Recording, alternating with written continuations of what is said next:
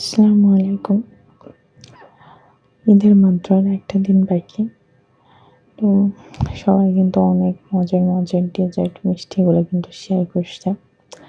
তো ঈদের দিন প্রচুর মিষ্টি আইটেম থাকলেও কিন্তু ভালো লাগে না। আর একটু সাথে ঝাল টক এগুলো থাকলে কিন্তু খুব মজা হয়। আর এগুলোর ভিতরে তো সেরা হচ্ছে চটপটি ফুচকা। তো আজকে আমি আপনাদের সাথে ঘরেই খুব সহজে স্বাস্থ্যকর চটপটি কীভাবে রান্না করবো আমি সেই রেসিপিটাই শেয়ার করবো।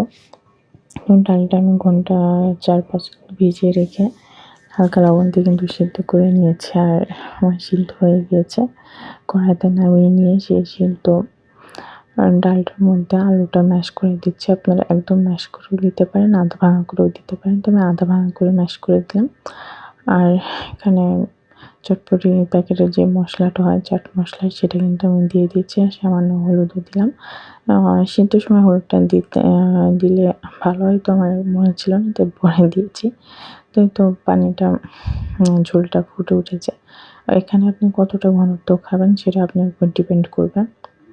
তো আমি ঘন না পাতলা করে নিয়েছি।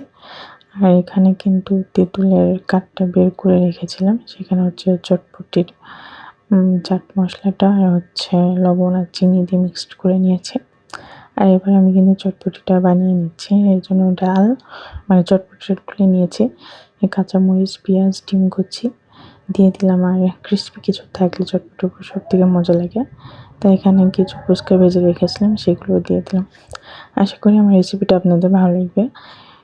ফেসবুক পেজ থেকে দেখে থাকলে অবশ্যই ফলো দিবেন। আর ইউটিউব চ্যানেল থেকে দেখলে অবশ্যই সাবস্ক্রাইব করে দিবেন।